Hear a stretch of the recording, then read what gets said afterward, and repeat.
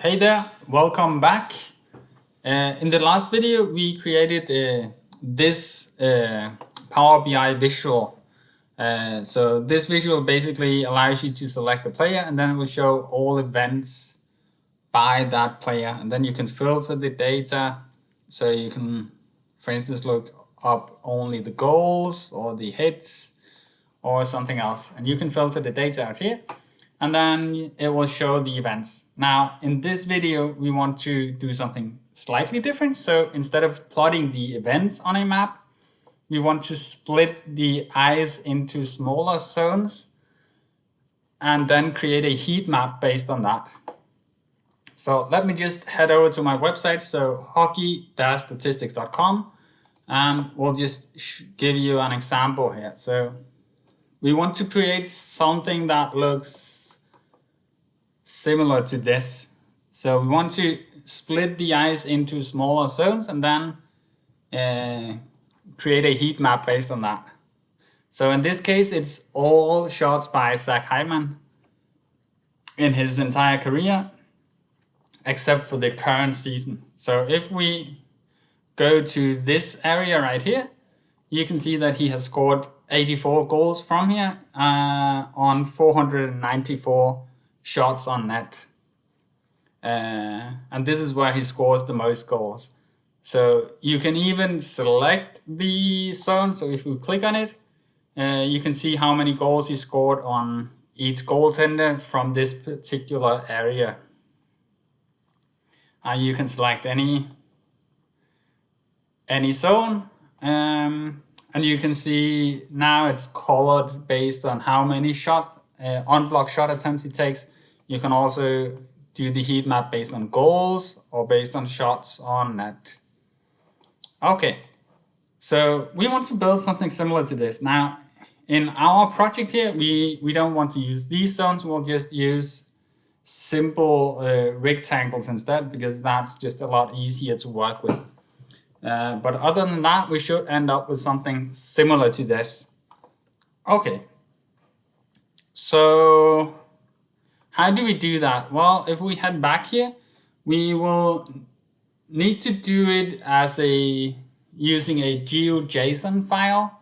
So this visual here, the icon map visual, is designed to plot things on a map and not necessarily to plot things on a hockey rink. But this also means that you can add a GeoJSON file. So let's just go here to visuals and go down to GeoJSON. So you can see you can add a file here. And what a GeoJSON file does is it splits, it creates areas on the map. So for instance, if you wanted to plot all the states of America, then you could do that using a GeoJSON file, or you could have a GeoJSON file that gives you all the countries of the world. So those would be examples. But in our case, we just want to split the ice into smaller zones. So how do we do that? Well, I already created the GeoJSON file and put it on GitHub. So let's just head over there and then we can show you it. So on my GitHub page, and I will leave the link in the description, but there's nothing here except for the GeoJSON files. So the one that we are using today will be one based on rectangles, not squares actually, but doesn't matter. And it will look something like this. So this is just a map of a rink, and then it's split into these zones. So each of the rectangles here are actually 16 feet times 17 feet. And then obviously the behind the net is larger, and the zones in the neutral zone are also larger. But that's what our GeoJSON file looks like. And it's put on a map because that's what GeoJSONs are expected to be. So it's just put on a map, and then instead of feet, it's based on longitude and latitude. But we don't want to put it on a map, we just want to put it on our hockey rink, but we'll get to that point. So what does the code look like? So the code is a basic JSON file. So all you need is the coordinates needed to create the areas. So if we take this one, for instance, then you can see that it goes from this point to this point to this point to this point, and then back to the first point. So this way it creates a rectangle. And this one is called O04. So it's the offensive zone area number 4. And if we go back to the preview, I named it so that the behind the net is 1, and then 2, 3, 4, 5, 6, 7, 8, and so on and so on. So the one right in front of the net is has the ID 001. So this is the one created by these coordinates.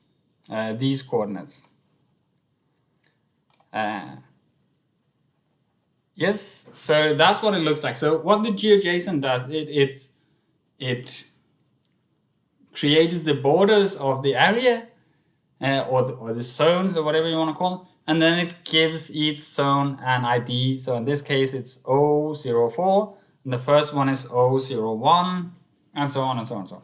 So all the offensive zone the offensive zone areas start with an O, and then the 6 neutral zone areas start with an N, and then the defensive zone areas start with a D. And there's a lot of areas here, so a total of 48, I think. So there are 21 in each zone, and then 6 in the neutral zone. Okay, so the problem with GeoJSON is that it does not understand circles or curves. So in order to create the curve around the board here, we have to put in a lot of coordinates so that it's actually not a curve, but a lot of small lines instead, straight lines. So it's just put together a lot of straight lines so that it looks like a curve. So this is why the first box, the first zone, which is the one behind the net, which is this one, there's a lot of curves here. So the coordinates used to draw that curve is quite significant. So there's a lot of coordinates needed. But basically it's just a lot of straight lines put together to create the area. But this is what the GeoJSON file looks like. So I'll leave the link to the GitHub so that you can just copy it yourself. But the whole point is that it splits the map, or in this case our hockey rink, into smaller zones, and then it gives it an ID, and that's all it does. So the file that we are going to actually need is the raw output here. So this link right up here is what we'll add to our visualization. But before that makes any sense, we need to add the box IDs to our play-by-play data. So right now, all we have is the X and the Y coordinates in our play-by-play data, but we need to connect that to the box ID or the zone ID in our GeoJSON file. So what I've done is I've created a CSV file. So we'll just open it here, and all this is just the box ID. So this is the behind the net zone, and then you have all the neutral zones and the defensive zones here. And then it gives us the X-min, the X-max, the Y-min, the Y-max. So in this case, it goes from 89 to 100, the X values. So let's just go over here and go to preview. So the first one was the behind the net zone. So this means that this line right here is 89, has the X value of 89. And then it goes all the way down to 100, which is the end board. And then the Y coordinates, or the Y min and Y max, goes from minus 42.5 all the way up to plus 42.5. So we're not really using the X min, X max and Y min, Y max for anything other than to determine if an event is within that zone. So what we're using this for is we are basically just going to look up the X coordinate of an event. Is that between these two values, and is the Y coordinate between these two values, then the event is in this box ID. So in this way we can connect every single event to just one box ID, to just one zone. And the reason I'm putting in 89.01 is just to make sure that 89 is not included in this particular ID box. So basically, if we go back to the preview, it means that we are not including the goal line to be part of the zone behind the net. This means that all of these zones right here, in that case, all events happening exactly on the goal line are included in these zones here. Similarly, the events happening in this zone, or happening exactly on this line right here at x equals 73, those events are included in the boxes behind them. Same goes with this one, and same goes with this one. In these zones, though, we are also including events happening exactly at the blue line. So events happening in the blue line is, by definition, part of the offensive zone. And finally, events happening exactly at the center line, we have to determine if we want to include them in this box or in this box. So I just defined it that all events happening exactly at the center line are included in these three boxes here. So they are on the offensive side of things. So okay, so that's it. And finally, the only thing I added is I calculated the area of each box. So these are square feet.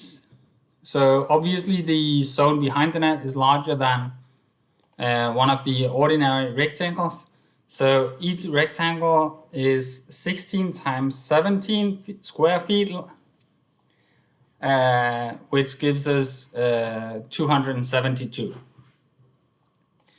The ones in the corner are this one and this one are obviously a little bit smaller because the corner takes away a little bit of the area. And the zones in the neutral zone are also quite large. So you got them down here. So that's all I have in this table here. So this is just the CSV file that I created. And then I loaded it to our database in MySQL. So I already did that, so you can see the table is right here. So we can just say select everything from box ID data, semicolon, and then run it. And then you can see this is the exact same table. Okay, so far so good. So we're going to use this information here and connect it to our play-by-play data. So let's just try and select everything from play-by-play data. So this is what the play-by-play data looks like, and we have the X and the Y coordinates, and this is what we need to connect to our box ID data in order to determine which box this particular event belongs to. Okay, so how do you do that? Well, we're just going to do a simple left join. So let's just say this is play-by-play data and we'll call it as P. And then we'll do a left join on box ID. Box ID data. And we'll say this one is just B for box. And then we'll do it on the X value of the play-by-play data. So PX has to be larger than or equal to the X min of our box ID table. So basically we're saying that X has to be larger than the minimum value here, and it has to be smaller or equal to the maximum. Okay, so we'll just say B dot X min, and let's just copy it. Px has to be smaller than or equal to bx max. And then we'll do the same for the y values. So we'll say, and instead of px, we'll say py has to be larger than y min, and py has to be smaller or equal to y max. Okay, so let's try and run this. This should work. So let's just go all the way to the end, and now you can see that there are a box ID for all of the events, and there should only be one box ID for each event. So you can see these are different event IDs.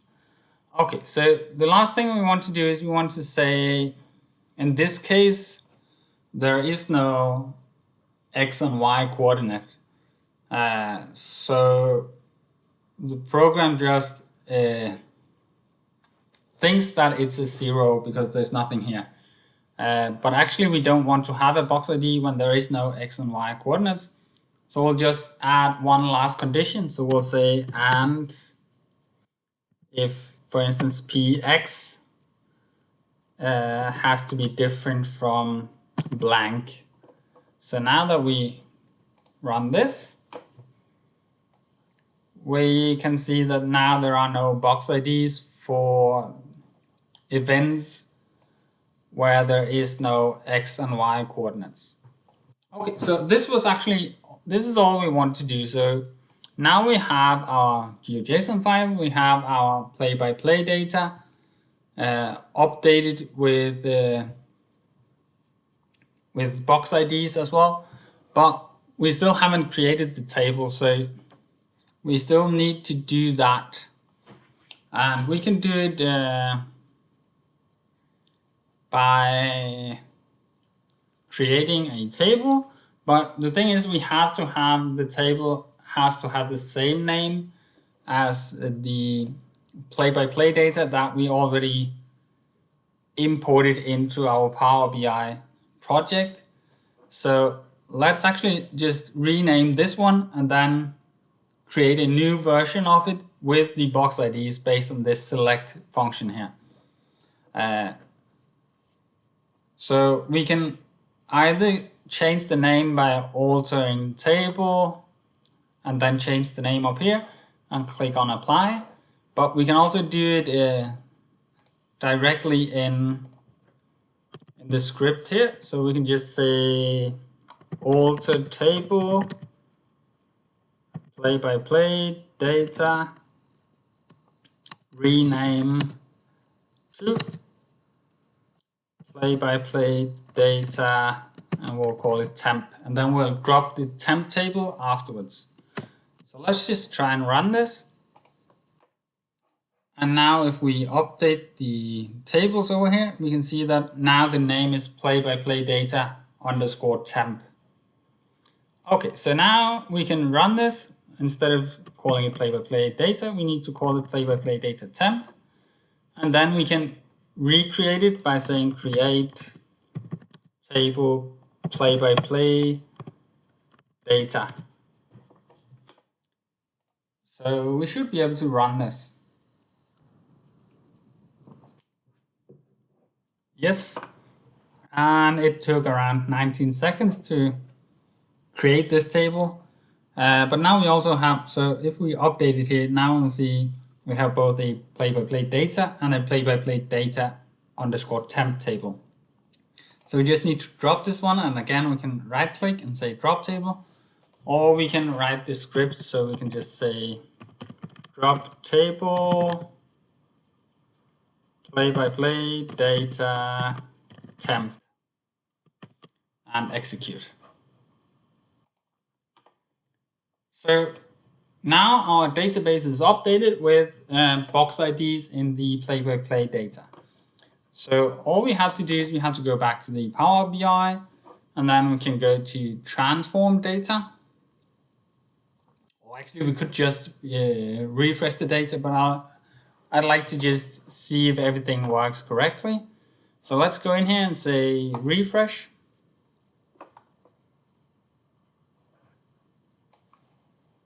Now let's go all the way to the end, and you can see the new columns have been added. So everything seems to be working just fine. So let's just close it, and then it needs to refresh the data. Let's just do that.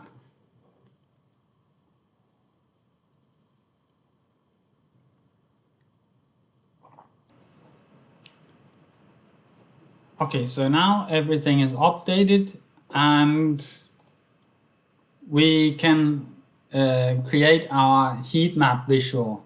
But I still want to keep the shot map here. So what we'll do is we'll just copy our shot map, and then see if this works. It's still just one copy. Let's try again. Copy and paste. So now we got two versions of this map.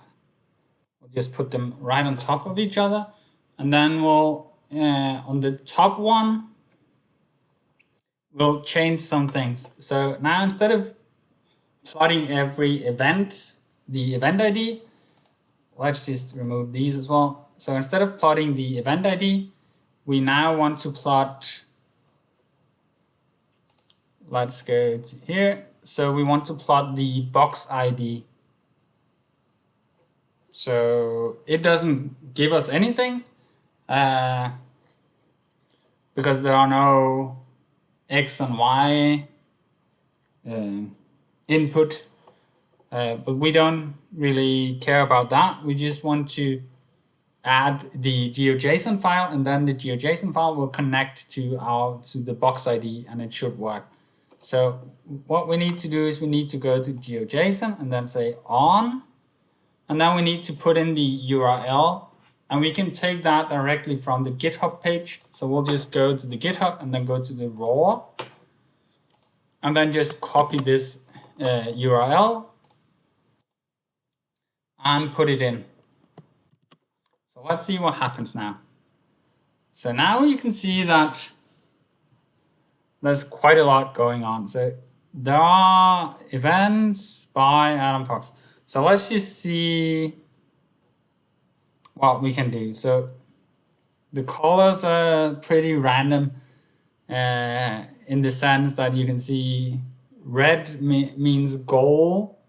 So Adam Fox has scored at least one goal from these zones right here. Yellow was missed shots, I think. So he has missed shots from these. And then black is everything else. So he has events from every zone, perhaps except this one and this one. Anyway, we don't want to have these colors. So we need to go to formatting, And then you can see there are fill colors here, so let's just try and remove those. So you can see it doesn't have any events from these. And now all the zones where Adam Fox has at minimum one event is colored blue, and everything else is colored grayish. So what we want to do is we want to color it based on how many events is in each box. So let's try and do that. So under meshes, we can just actually, let's just color it. Let's just do it like this. So let's just say count event ID. This should work. So now it just counts how many events is in each box. And let's do the coloring from all white to this blue color. So now you can see that already now we have a heat map where the coloring is based on how many events Adam Fox has in each zone. So there's quite a lot behind the net.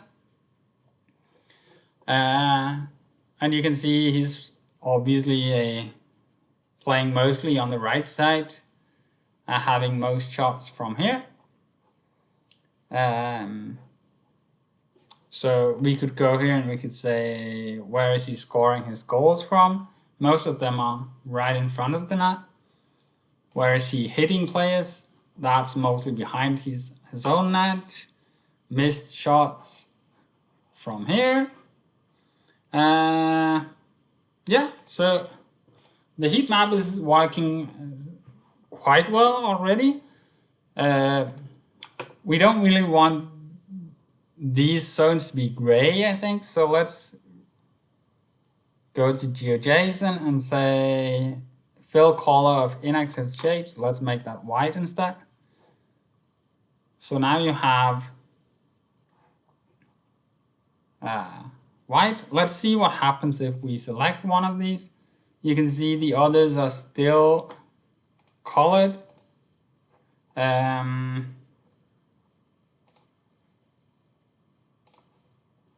So I think it's under formatting.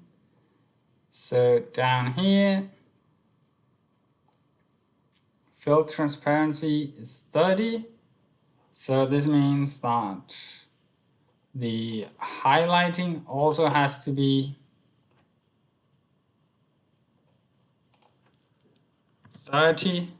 And then let's say it's fully transparent if a zone is not selected. So now if we select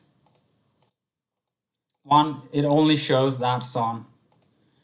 And you can see there are borders around the zones that is inactive. So we need to remove that as well. So let's go to GeoJSON and say line color of inactive shapes.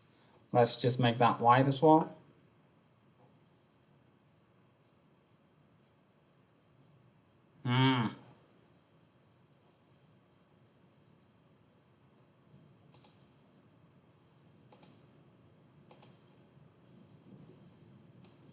Okay, so now something weird happened.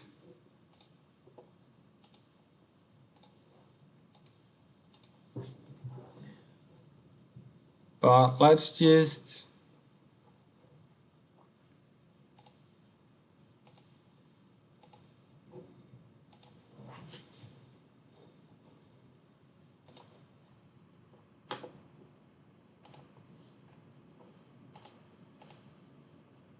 okay, so now it's back to where it's supposed to be. I don't know why that happened, but let's just keep it like this and hopefully it won't move around. But now you can see that it counts number of events in each box. But maybe we want to have a count of events per square feet because this area right here is larger than the rectangles. So this is why we calculated the area of each zone. So let's just try and do a measure.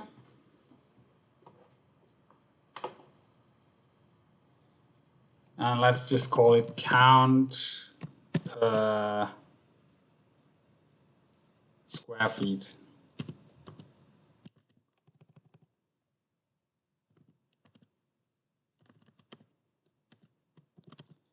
And this one is just equal to count of our play-by-play data event ID. So it just counts the number of events, just like the coloring we're doing now. But then we have to divide it by, oh yeah, we do have that. Divided by the, let's put in the average, that should work. The average area. So for each box ID, the area is the same, so using the average, or we could use the minimum, doesn't really matter. But this should work. So let's see what happens here. And then let's try and go to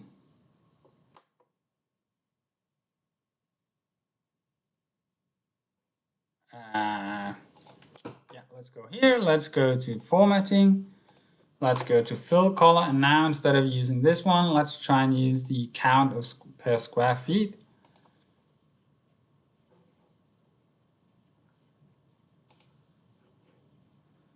And yeah, I think it works. It looks almost the same, but it should work. So let's just try and see if we choose someone else.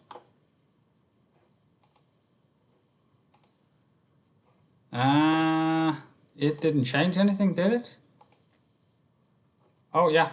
So here's AJ Greer, and he's obviously not a defender. So basically what you will see is when we are looking at all events, including hits, we will see forwards having most events behind the net in the offensive zone, whereas defenders has most events behind the net in the defensive zone.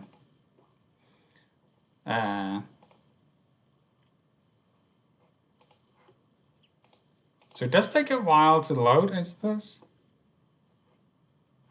Yeah.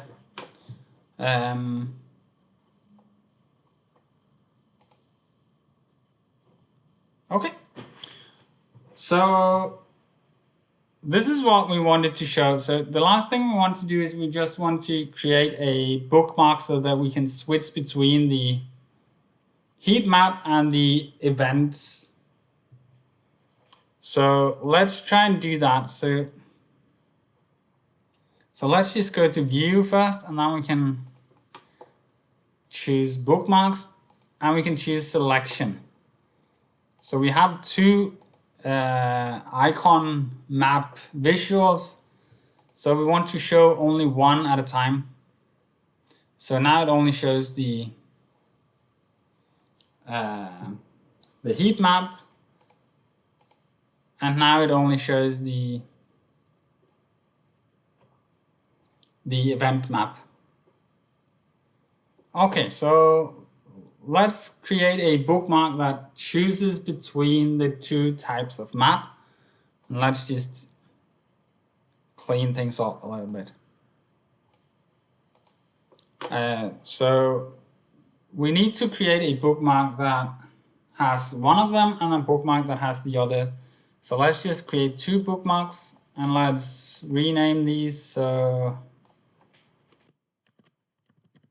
we can say events, and we could say heat map. Okay, and let's just choose both of these and then put them in a group.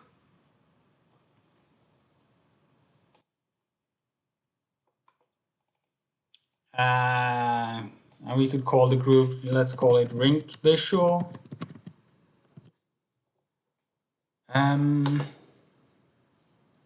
Yeah. And now we can create two bookmarks. So let's just start off by inserting a bookmark button.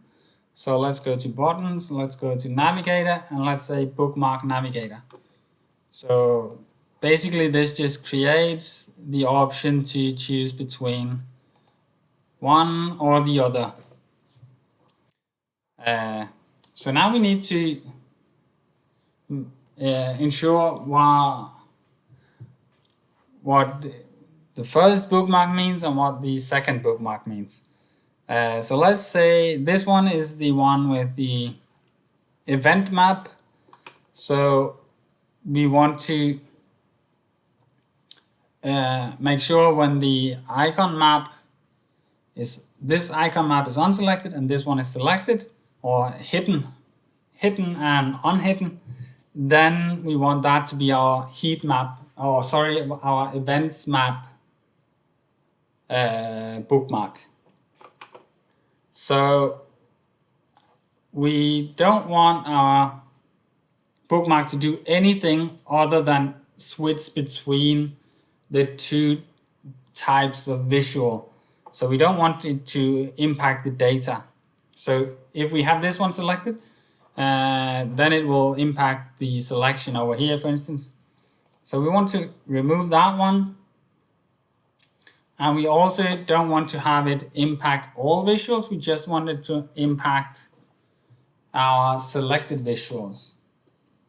Now we do have to have display selected because we want it to switch between it being displayed or not. So now all we have to do is we have to select the two visuals and then say this is our events bookmark. So we'll just hit update. So now you can see events is selected over here. So now we need to do the same for the heat map. We just want to have the other one selected. So now it shows the heat map, and we'll just say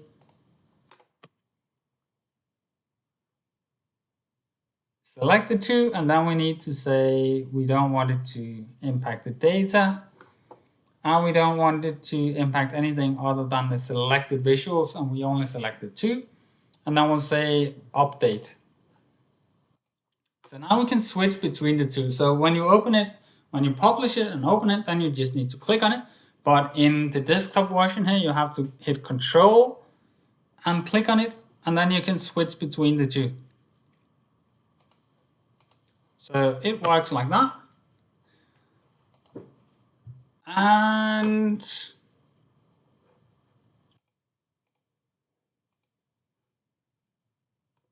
I'm not quite sure why it shows events behind here. I don't think that should be the case. But I think I might have added something somewhere along the line. Let's just, okay, so there's still a map behind. Why is that? So there's actually 3 icon maps right now. So that's the problem. So I accidentally copied icon map 2 times. So we'll just delete this one, actually. How do we do that? We'll just select it and hit delete.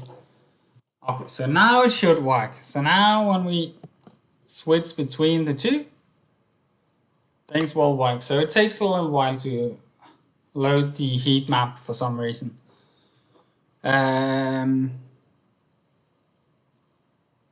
Okay, so for now we can't see any data based on the selection of the zone, but we did create a heat map, and now we'll work on it some more in the next video.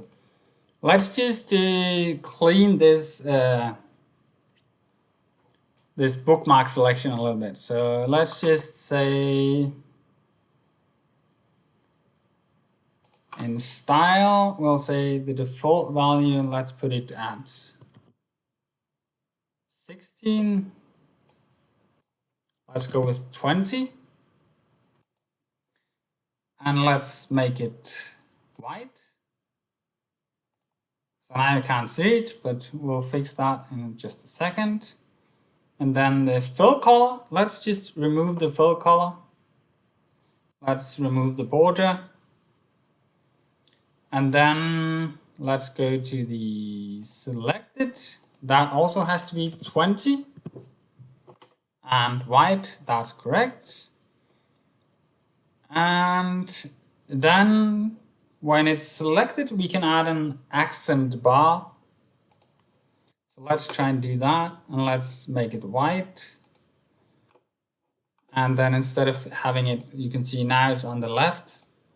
Let's put it underneath instead. So let's say accent bar, go bottom, and let's make it a little bit thicker. Something like this. So now when we choose between them, it will create a line underneath. So I think this is a bit sweeter just in terms of how it looks. So we can now switch between those. We can select players. We can see the events. Yeah, so everything seems to be working as it's supposed to. So right now it counts the number of events per square feet in each of the zones. But you could even do other things. For instance, count XG based on, so you would just create a new measure called XG and it would just sum up the total XG. And then you could do the coloring based on that. Or you could do something else entirely. So maybe you don't want to include hits, or maybe you want to see where is the player hitting someone, where is he scoring goals from, where is he taking missed shots from. Right now it zooms in. We need to fix that as well, but we'll just do that later on.